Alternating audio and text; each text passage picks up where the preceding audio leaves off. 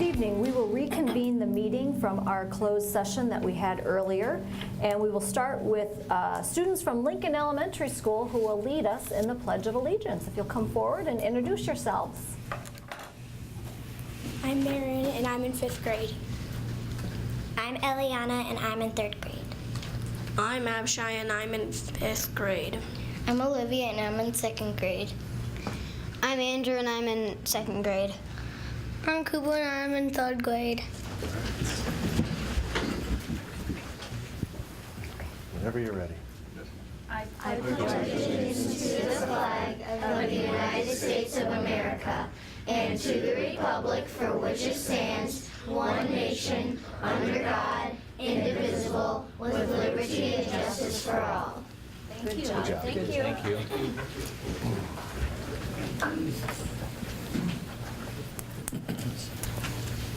I move the Board of Education approve the agenda as submitted.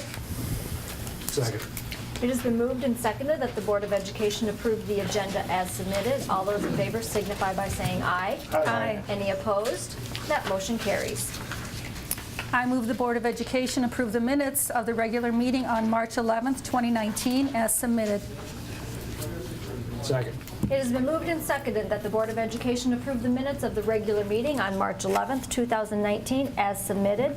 All in favor signify by saying aye. Aye. Any opposed? That motion carries. Okay, that takes us to red carpet recognition, and I believe we have Rick Jones here to talk about school buses. Yeah, they got him. And Otto, are you coming up to speak?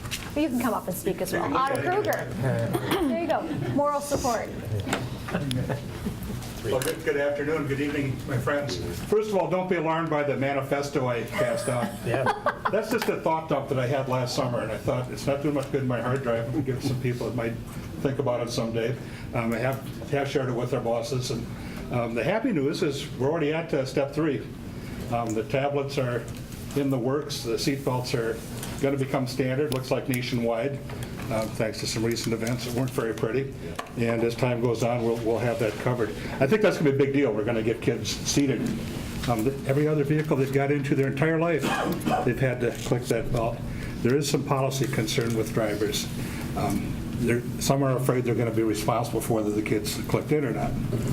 And I said it in the other thing, but I've been asked, well, what if one kid's not buckled in and we have a wreck and the kid's injured? I said, what if none of them are buckled in and you have a wreck and everybody's injured? It's not even a contest. So anyhow, what I really wanted to talk about tonight, and out of was my moral support, we recently completed our semi-annual school bus inspection. It's where the State Department of Education and the Iowa State Troopers convene on the place. It was during spring breaks, none of us were there. We knew it was coming, so we'd been cleaning and fixing things and looking real hard for defects with the equipment. And we had a pretty impressive pass. They inspected 84 buses and 1 van. 61 of the vehicles passed without any defects at all. That in itself is pretty remarkable. That's 72%. The average in the state of Iowa for first inspection pass is like 58%, so we clobbered it. That's pretty nice. We had 3 out-of-service issues. Out-of-service means it's bad enough the bus can't be driven until it's fixed. All 3 were fixed within 24 hours, ready to go by the time school came back. And none of them were life safety issues, at least in my view. We had 21 buses with 30-day issues. And a 30-day issue just means it has to be fixed, but you got a month to do it. Those 2 are also all fixed. The buses are all back on the road and in pretty good shape. And none of those things are all that dramatic under normal circumstances, but we don't really work in a normal world in our workplace. See, a lot of our drivers are our age. We're old and decrepit, and well, Otto's been in Arizona sucking up the sun here for almost a month, but the rest of us mostly come to work, but we've had a lot of long-term injuries and illnesses, and long-term absences kind of crippling the system this year. But it doesn't cripple the system. One reason it doesn't is you have supported a 10-year replacement cycle on these buses. That's really important. And that seems like the right number. We got good equipment. We got good people fixing the equipment. We got good bosses administering the program. I really feel every day that you and they have my back. And that's important to me as an employee. And it ought to be important to parents who are putting their kids on our buses for a ride every day. So how do we pull this off? Well, 10 years is great. Twice a day, the drivers inspect the buses, front bumper to back bumper. fairly long 42-point, 41-point, not counting are there any kids left when you're done, checklist. Don't forget. And that's an important That should checklist. be number one. Do that first. Our mechanics check all the under hood stuff, so we don't have to train our drivers in depth as to what all these widgets are under the hood, but they check all of that. Now, Terry Pape is our maintenance supervisor. He runs the shop. He's got 5 full-time mechanics. They are Mike Courtney, Mark Bink-Kanakel, Jay Valentine, Ryan Fagan, and Bob Ben. They're all friendly guys that care about what we do. They're also all bus drivers. They're all bus attendants, and they get jerked out of their jobs a lot of times to go cover a route. And that, and they're happy to do it, and they're good at it, and the kids like them. But when that's happening, work's not getting done. But somehow still, excellent inspection because of the work ethic in that place. They also get kind of slammed with snow removal. If it snows on the weekend, they have to not only plow the lot, they have to move 100 buses out of the way and then move them back so they can plow the lot. That means go find 100 keys. They're all plugged in all winter long, unplug them all. It's not just get in the car and move it. So it's amazing that they can get that done, but they get it done all the time. So my point here is that inspection results would be remarkable if all these guys did was fix buses, but it's not. Also, they don't let us leave the lot if something's halfway serious wrong. I had a backup light out earlier this year, and it doesn't seem like a very big deal. My bus is 7 years old, and that's the point I'll get to in a second. But I called in and said, do you want me to write it up, or do you want, no, we'll take care of that right now. You don't get to leave the lot if you've got a light out, because lights are a Class 1 out-of-service violation, and they take that seriously, and it's a safety issue. The guy comes out with a magnetic flashlight, sticks it on the back of the bus, comes out with a hand screwdriver because the power screwdriver might strip the screws, carefully takes all the screws out, takes the light bulb out, doesn't just replace it, he puts some dielectric lube in there so that it won't rust or corrode, puts the light bulb in, checks the gasket, it's not good enough, goes back inside, comes out with another gasket, puts the 8 screws back in. It's okay, you're good to go, Rick. Took about 3 minutes. Now the bus is 7 years old, it's got a service life to continue of 3. It would be perfectly reasonable to say that light bulb, no matter what we do to it, it's probably going to last those 3 years. But that's not the work ethic these guys work with. It was important to that mechanic that all the steps be followed, that it be a 10-year repair instead of a 2-year repair. And that just impressed me. It really turned my head. We talked about that. I got to tell you that Ernie Balabaw has probably driven more school bus miles this year than in his previous career for the same reason, because we come up short. But you know what? Every kid got to school every day. We didn't miss any routes. We did pretty good with all of that.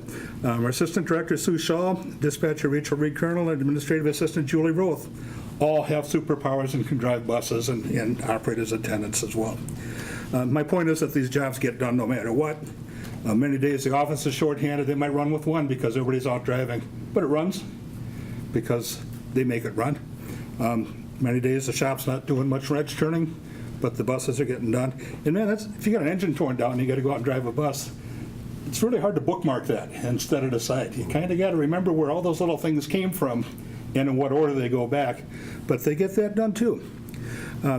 I did address briefly that I wrote this all this stuff down about. I'm not asking to build a facility tomorrow or even look at that. I don't want to get lost in the shuffle, so I brought that to you. But the last 3 items are all about how we operate. We're getting by. We could get by better. The first 2 are significant. Seatbelts are coming to buses. Yeah, thank God. I think it improves behavior right now. It at least keeps you in one spot, and we're all for that. The other real exciting thing that is in the works are the mobile data terminals. You know, my entire adult life I've been in the emergency response business, and if I respond to a school bus crash, and Otto's driving, and he can talk, the first thing I want to know from him is how many students are on this bus. And it's going to be pretty unusual if he knows the answer to that, frankly. My second question is going to be, who are they? That's even a more difficult one to answer. But we'll have that accountability with this tablet system that they're looking at. Ultimately, it'll be able to do the routing, so we won't be having a substitute driver flipping through a 3-ring binder trying to decide if he has to turn left to the next stop sign or not. Tremendous improvement in safety and continuity. And we should be able to manage some of our other activities that are awkward to manage right now. So I'm really excited about the direction that we're going. I'm excited about our leadership. I guess if I'm suggesting some structural improvements, it would be remiss of me not to mention what a great job you've done on the prioritization of the things that you've done. I think you did the right things at the right time with your local option sales tax funds, and I'm real proud of you for that. One more disclaimer, I'm not here representing the Teamsters, I'm not here representing the management of transportation. I'm just here as a guy driving a bus that appreciates the good job that everybody else is doing. Thank you. Thank you very much. It's been a tough winter. So. Yeah, I'd like to just piggyback while they sit down and thank, these two gentlemen, but all of our bus drivers. We run 80 routes times 2 every day, and it's been a record-breaking winter. More snow days, more ice than we've ever had, and our bus drivers get it done. When I'm out in the morning looking at roads, I think about our bus drivers, but I don't worry about them too much because they're all professional drivers. I worry a lot more about the 16-year-old kid who's going to hop behind the wheel of the car for maybe the first time on a day like that. So certainly it's about our buses, but I don't lose a lot of sleep about our buses because they're in the hands of people who aren't going to take risks, who are expert drivers, and so I just appreciate everything that they do to get us through what's been a really bumpy winter.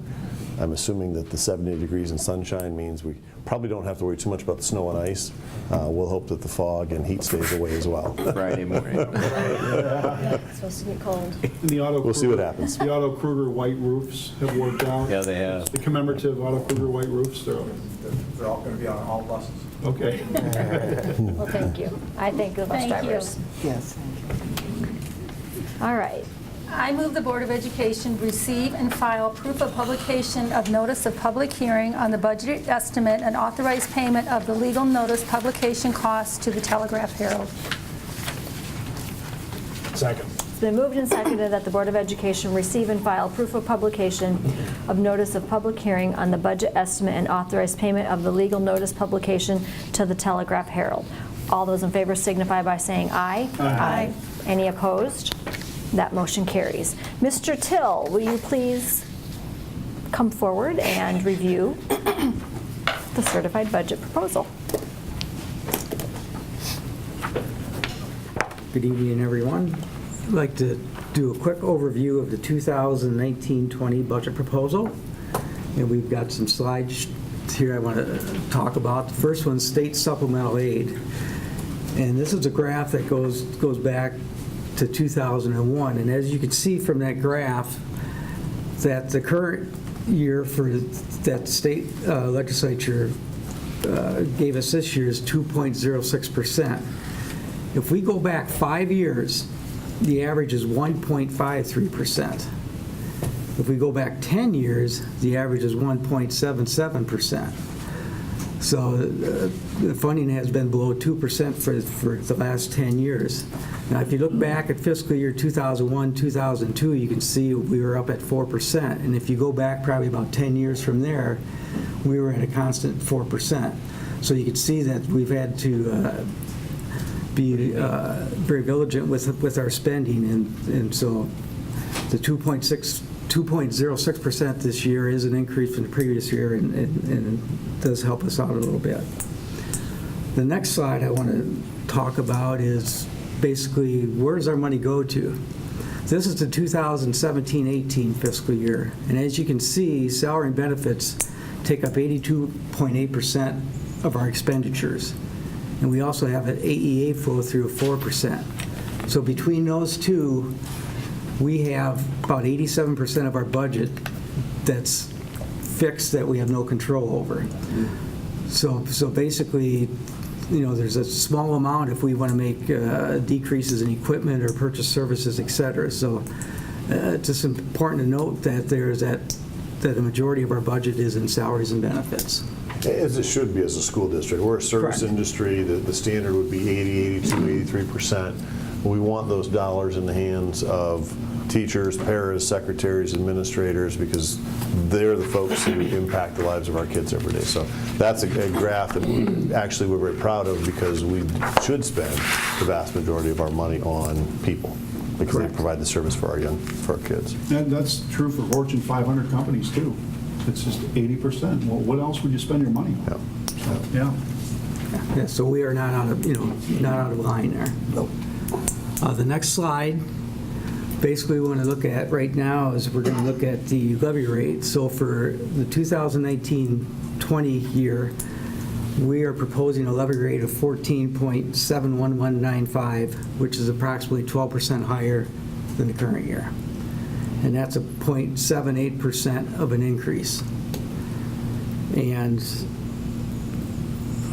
but basically, when you look at that history, we are about $2.30 higher back in fiscal year 11-12. So we have reduced that, since then, and we've stayed below that, and we've sort of held steady the last about 4 years there. I think that graph is important as well because it does show a long-term commitment to keeping our levy rate as low as it can. It is a slight uptick for next year, but it is still lower than it was 2 and 3 years ago, and as Rick pointed out, significantly lower than it was in the 12, if I'm seeing that right, 11-12 school year. So I think that speaks to the board's intent to only tax as needed.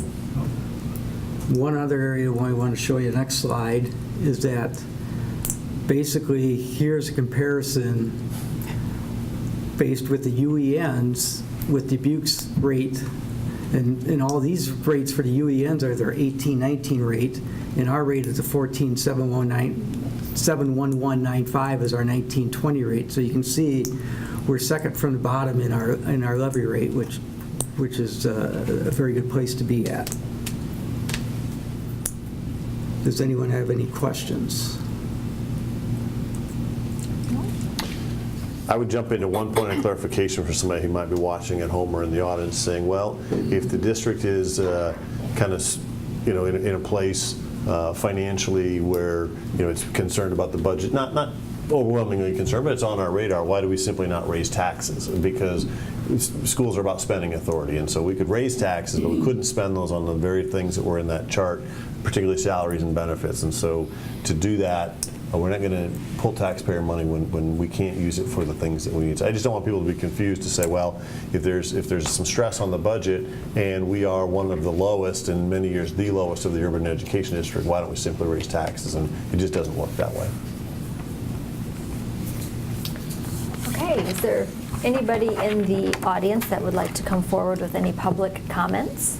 Can do so at this time. Doesn't look like there is any, so I need a motion on the budget. I move the Board of Education adopt the budget estimate for fiscal year 2019-2020 as published. Second. It has been moved and seconded that the Board of Education adopt the budget estimate for fiscal year 2019-2020 as published. Is there any discussion? All those in favor signify by saying aye. Aye. Any opposed? That motion carries. That takes us to board salutes, and I believe, Ms. Whitman, you have one? Yes, I have a board salute that goes to the district's music educators, generous donors, community partners, parents and students who all play a role in the district recently being named one of the 623 schools across the country and one of 4 in Iowa that is named to the 2019 Best Community for Music Education by the NAMM Foundation. The award program recognizes districts and schools that demonstrate an exceptionally high commitment and access to outstanding music and education. Congratulations to all those involved in helping make music an important part of our students' education experience. And I have a board salute. Congratulations to our own Dubuque Robotics Club on qualifying for the first championship of the world's largest celebration of STEM for students. The district's team, Servo Strike Back, was one of 4 teams out of 50 from their region to qualify the competition at this world event, which will be held in Detroit from April 24th through the 27th. Students will compete on Ford Field, the home of the Detroit Lions. Congratulations to the students involved as well as the district teachers advising them. And the teachers are Joe Borman, Ann Arnold, Greg Mokelstead, and Ryan Hickerson. Also, thank you to the many professional mentors from area businesses who have coached and supported the team throughout their work. And one time they showed us a little bit of the modeling of how their robots work. And I attended the STEM festival, and they were also there. And the shout goes out especially to the teachers for spending all the extra time with our students, much like our coaches do, and they basically have it in their heart to do things for the betterment of our students. So congratulations and good luck in the World Championship.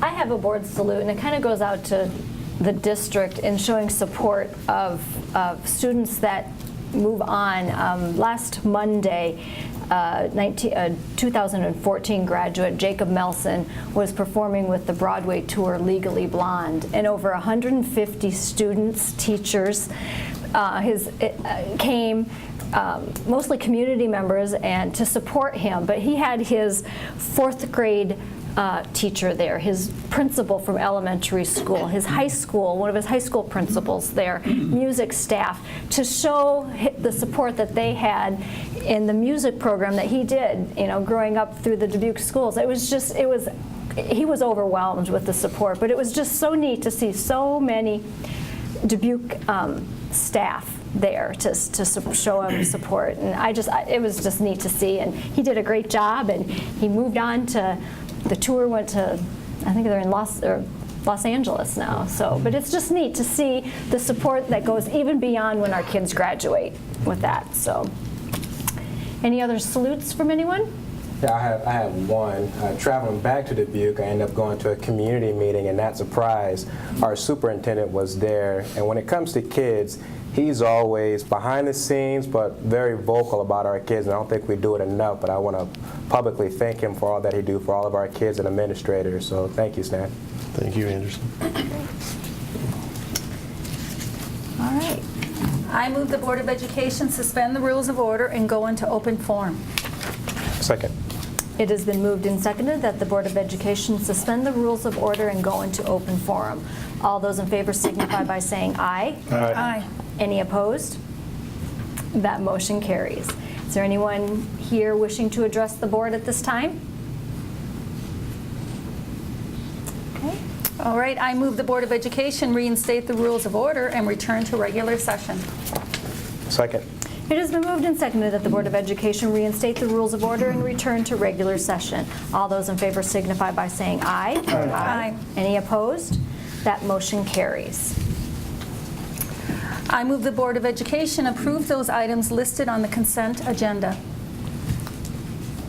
I would like to pull the personnel report, please, number 2. I need to have a second first. Second, that's right. Second.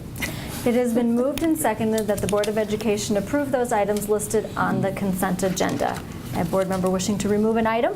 Yes, number 2, please, the personnel report. Okay, we will remove the personnel report. All those in favor signify by saying aye. Aye. Any opposed? The consent agenda is approved. And I will have Ms. Hawkins, Amy Hawkins, come forward to talk about a new hire.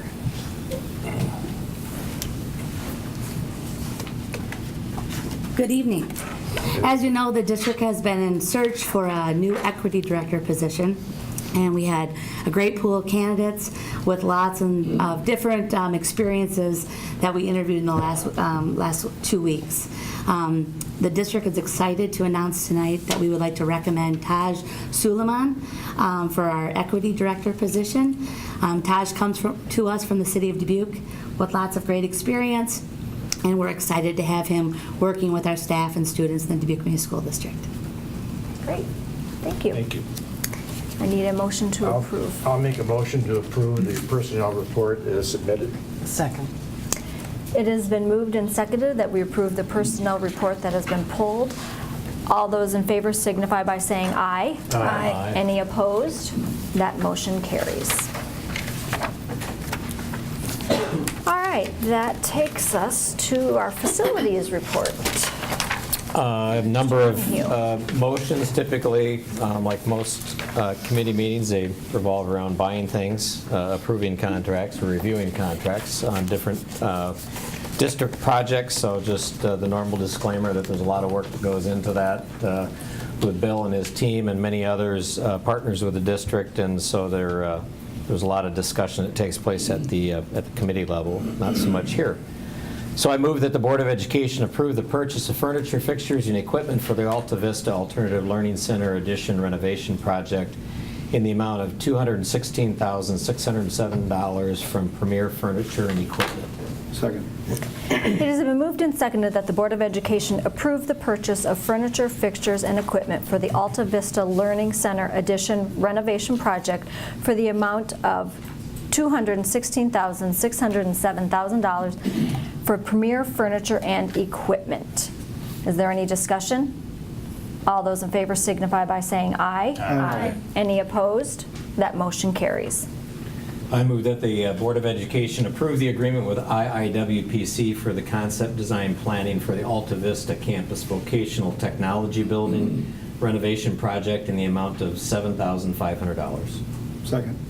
It has been moved and seconded that the Board of Education approve the agreement with IIWPC for the concept design planning for the Alta Vista Campus Vocational Technology Building renovation project in the amount of $7,500.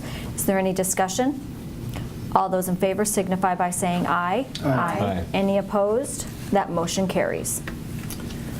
I move that the Board of Education approve the executed construction contract bonds and certificate of insurance with Geisler Brothers Company for the Eisenhower Mechanical Replacement Project. Second. It has been moved and seconded that the Board of Education approve the executed construction contract bonds and certificate of insurance with Geisler Brother Company for the Eisenhower Mechanical Replacement Project. Is there any discussion? All those in favor signify by saying aye. Aye. Any opposed? That motion carries. And I move that the Board of Education approve the executed construction contract bonds and certificate of insurance with Geisler Brothers Company for the Fulton Roof Replacement Project. Second.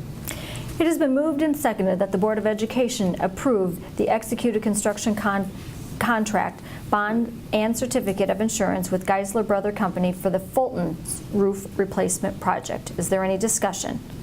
All those in favor signify by saying aye. Aye. Any opposed? That motion carries.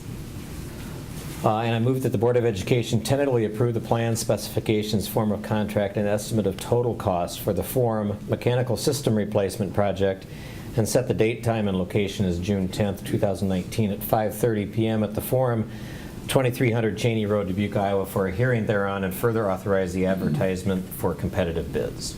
Second. It has been moved and seconded that the Board of Education tentatively approve the plan, specification, form of contract, and estimate of total cost for the Forum Mechanical System Replacement Project, and set the date, time, and location as June 10, 2019 at 5:30 p.m. at the Forum, 2300 Cheney Road, Dubuque, Iowa, for a hearing thereon, and further authorize the advertisement for competitive bids. Is there any discussion? All those in favor signify by saying aye. Aye. Any opposed? That motion carries. We have a non-action item. Every year, Rick and Kevin spend oodles of time. Rick has a monopoly on binders. It shows a pile of things that all go into producing a financial report that really is all about transparency to the public in terms of kind of what we talked about a little bit this morning or this evening, and relative to how we get money and what we do with that. And the comprehensive annual financial report is something that Rick lives for every year, I know. But we complete that and publicize that, publish it for the fiscal year ended June 30th of 2018 was our most recent submission. And we're very fortunate and very proud of the fact that the Association of School Business Officials International has issued once again a certificate of excellence in financial reporting to the district for that comprehensive annual financial report from last year. I know it's not a who's who. There's a lot of work that goes into it, and it's a fairly rigorous review of those. So we're always very proud of the work that Kevin and Rick do in this regard. And again, it's telling the story about where the district's at from a financial perspective, and you make us look good. So thank you, Rick. We have, this is red carpet time, so tell Kelleher that he missed the opportunity to get his picture taken on the red carpet, so you're going to get it tonight. Yeah. So how long is a noodle? Oh, we get to go up front. Yeah, Rick, you gotta come over here. Hey, you got to be on the carpet, right? Red carpet. Yeah, yeah, doesn't count. Let me stick my cord back here. Hold on a second. It's dangling, but here you go. You gotta get one. Good job, Larry. Congratulations. Hard work. Thank you. Hundreds of hours of hard work go into that. We need a new wall. Bill, they're running out of wall space to hang their plaques here at home, so. That's good. And there is, let's see, we've got one more action item. I move that the Board of Education approve the quarterly budget report. Second. It has been moved and seconded that the Board of Education approve the quarterly budget report. So it's more than just getting a plaque, Rick. There's a little work to be done here.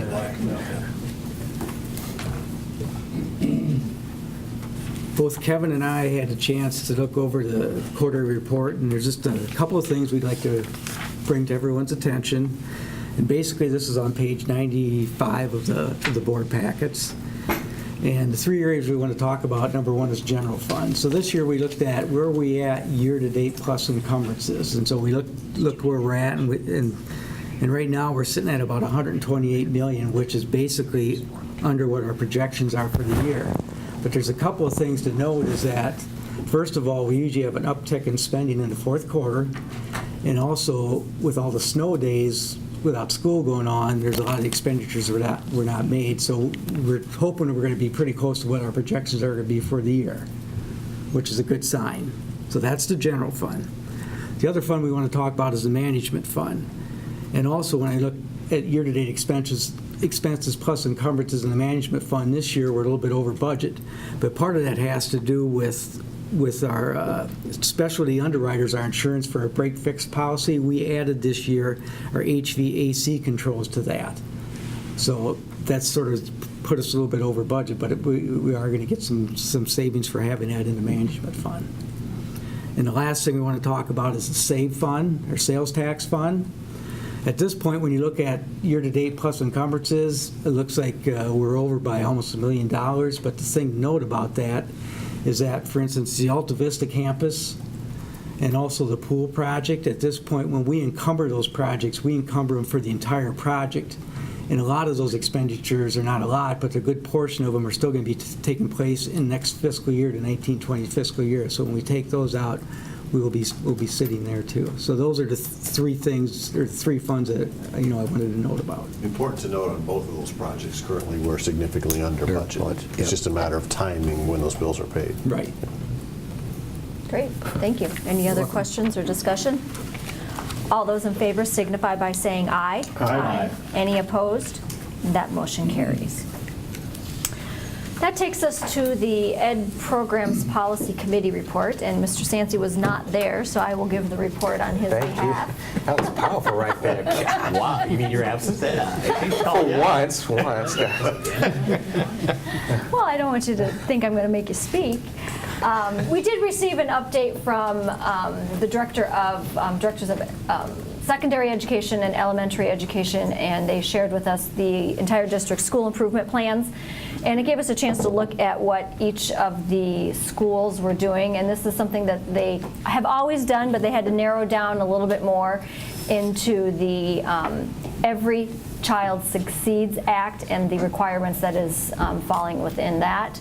We reviewed some policies, and I know the district is looking at what they need to do. We are just at the cusp of time-wise as far as hours made up with the additional 25 minutes, so they have to look at to put in some cushion, because we do know that it's going to get nice and it's going to get warm, and we just need to be prepared for the buildings that are not air conditioned. We will relish the warmth when it does happen, because we haven't had it for so long, but the district is looking at what they're going to need to do for that. So we remain committed in not going past the 7th of June if at all possible. So looking at some ways to get some time, maybe with some Friday mornings, to give us a cushion in case we would have a handful, 2 or so heat-related early release needs.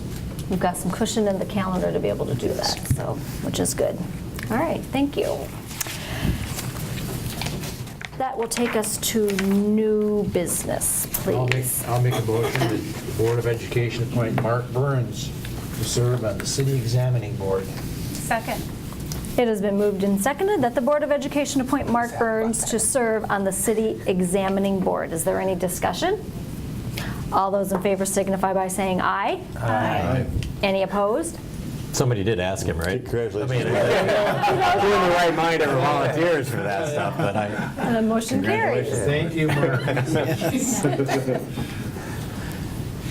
I move the Board of Education take no further disciplinary action related to students number 816788, number 814908, number 818379 at this time. Second. It has been moved and seconded that the Board of Education take no further disciplinary action related to students number 816788, 814908, and number 818379 at this time. All those in favor signify by saying aye. Aye. Any opposed? That motion carries. One more motion, which is going to be very popular for seniors. I move the Board of Education excuse seniors from making up canceled school days. Second. Explanation? It has been moved and seconded that the Board of Education excuse seniors from making up canceled school days. The discussion, please. So briefly, the state law allows for a board to pass a resolution like this, and because of when graduation is and so many other factors that impact seniors, we have always waived the snow makeup days for our seniors. So we're asking for the board to do that again this year. What is the number of days that are allowed for students, seniors to be excused? There is not a number. So the law requires that we build a calendar for seniors that is either 175 days or the equal number of hours. But when it comes to weather-related makeup days, there's no limit on how many of those can be waived. So how many days will our seniors have attended then if this motion passes? Do we know that? Let's see, less than 175, about 166, 165. Lucky them. They'll be happy. On behalf of 800 seniors, not the least of which is Katie Barton, who's been very vocal about this. Well, thank everybody in advance should the motion pass. There are also some practicalities because graduation is before, right, the last day of school. What day is graduation this year? June 1st. June 1st. So our last day is June 7th. So they will have graduated. He passed. And we need some days in advance of that to make sure that they have graduated. So the correct finals, get things into the computer system. So it's a practical matter as well as a philosophical. Yep. I understand it's probably the right thing to do. It just is a troublesome thing for me to think of seniors missing 3 weeks of the school year, which is essentially what that comes down to. I would agree, but it is hard to bring them back after they graduate. Sure. And there is there is one school district who's doing that, having seniors come back for 3 days after they graduate. After graduation. Yes. Well, let's just, all those in favor, before any seniors start to panic here. All those in favor signify by saying aye. Aye. Any opposed? That motion carries. Phew. It's touch and go. 800 kids all collectively Out here. Yeah. Whew, talk about a protest. All right. Any other board member or administrative issues to be brought forward? All right. Not this time. There being none, we are adjourned.